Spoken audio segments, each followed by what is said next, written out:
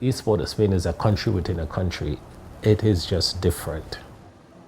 Our main problem is homicides. Most of our homicides are gang related.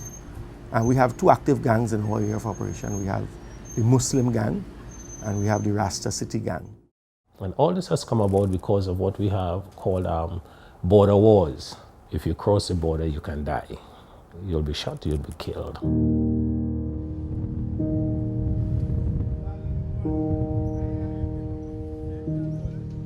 The area that I live in is a crime hotspot area. Things like rape, trafficking. All in the night time you're hearing gunshots. Sometimes by my window I can't sleep.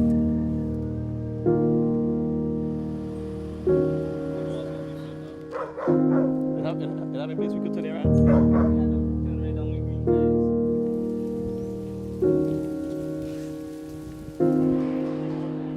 Who am I? Who am I? I just want to be somebody in life. Ryan is my last son. He just turned 18 years and he's also a sergeant in the cadets. I have 9 kids, but 8 with my married wife, which is Ryan's mother. Me and Ryan just have good mother and son talk. All my kids, I talk to all my kids. We have a relationship. If that I could help you or I could push you, motivate you to get what you want, you understand? Don't matter, I mightn't have $1 million, but whatever I have, we will make ends meet.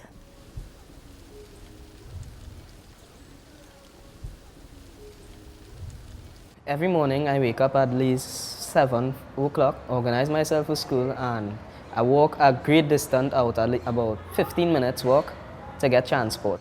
I have a driver picking him up and dropping him backward and forward. For the week, I will give Ryan close to $400. Going home when the night comes is a bit trouble because taxis wouldn't want to go inside to drop me home, straight home, because they don't want to go into the area to get themselves in any kind of trouble with people in the community. If Ryan go to school and he going down to cadets, and I calling him and I hear his phone going on voicemail, it worries me. I'm not sleeping because I want to know where he is. If he go to school, I will call Ryan and reach the school. Yes, mommy. When you reach the cadets, call me, make sure and tell me, mommy, I reached the cadets.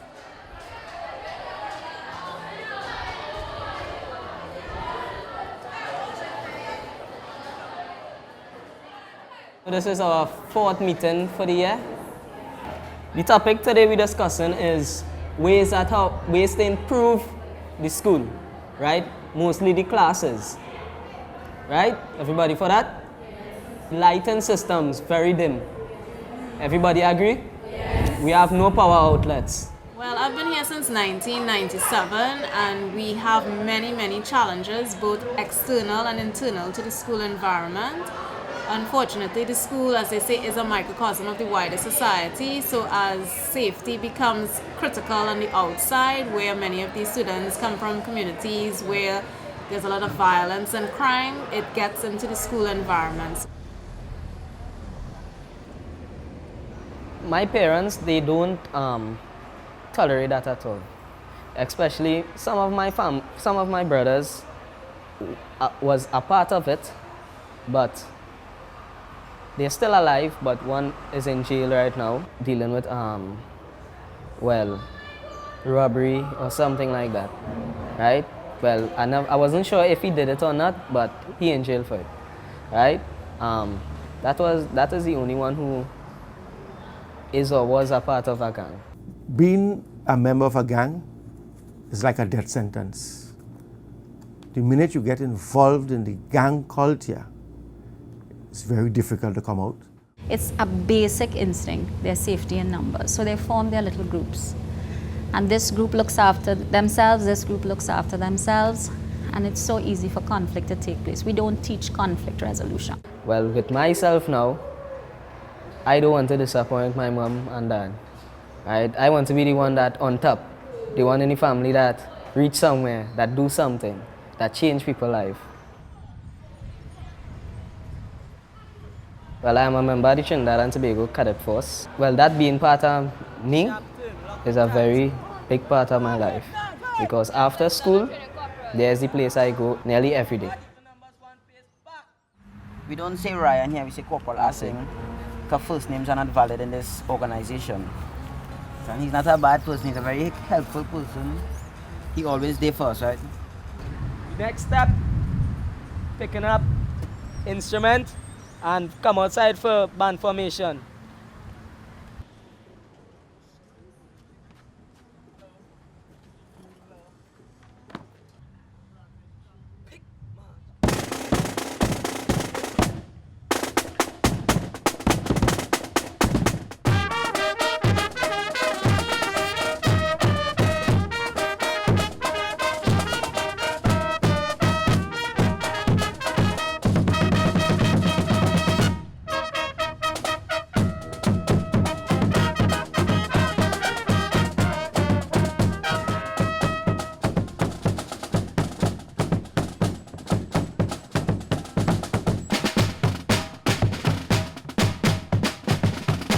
What I want to do after school is join the Coast Guard or Fire Service. Anything right now to do with protect and serve for the country, yeah, that is my goal.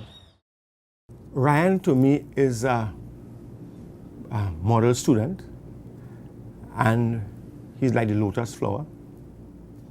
Coming out of so much an environment that's so much negative, and to be so positive. I know Ryan through the RAPP program. When we hear the word RAPP, people want to know what RAPP is about.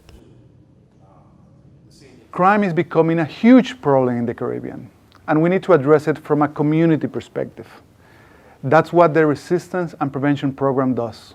We build trust between communities and law enforcement agencies through dialogues, community policing, and outreach programs.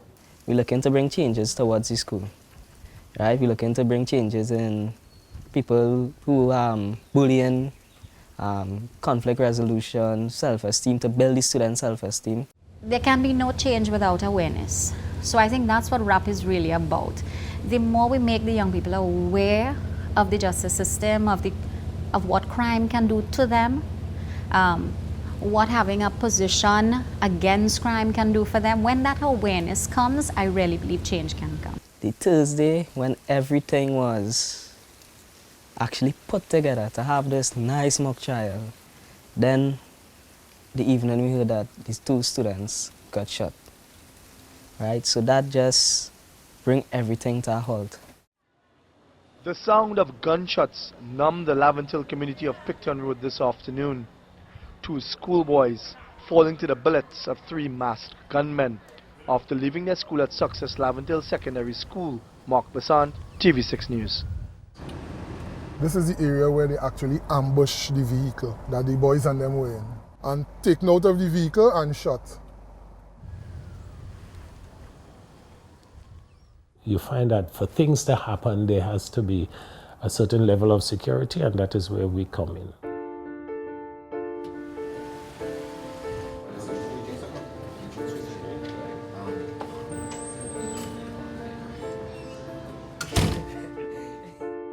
We approach crime twofold. One is where we do consistent 24 hours, 7 days a week patrols in the area. And we also do community work, where we reach out to the communities. We work with the schools, the families, and different community groups. If I can talk to one child and get one child to change his mind or her mind from criminal activities, I would believe I have succeeded. I can't change the world, but if I could try and change one, it will be a success for me. And we need to come and pay all your visit and see where we could get moving. Right? We'll do that. All right? All right, well, you have a blessed evening. Okay then.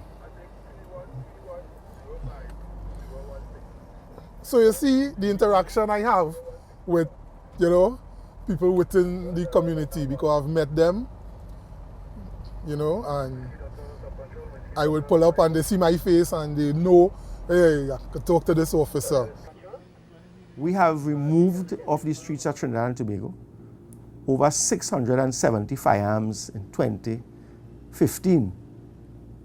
And at the IATF here, for 2016, we have already removed over 20 firearms from Laventille. So because of the police now that is patrolling more regularly in the district, already gunshots coming from there is where everything died down now. And I appreciate what certain police is doing because it have some corrupted one too, eh? What RAPP has brought with it is something like a whole government approach, where it's not one institution that's coming to work, but all these institutions coming together and to each putting a piece of the puzzle together so that we share information and we don't duplicate what the other person is doing, but we work and build our strengths. Where we need them, we bring them in. Where they need us, we go with them. The RAPP program is giving police officers, justice sector officials, civil servants, schools, and social workers the tools and training that they need to more effectively work together to tackle this issue within their own communities. It's all preventing the younger ones from getting into this position, which is dealing with crime, right? If this program reach big, which it will reach big, it will help out a lot because we're looking at the younger ones. We're looking at the younger ones' future.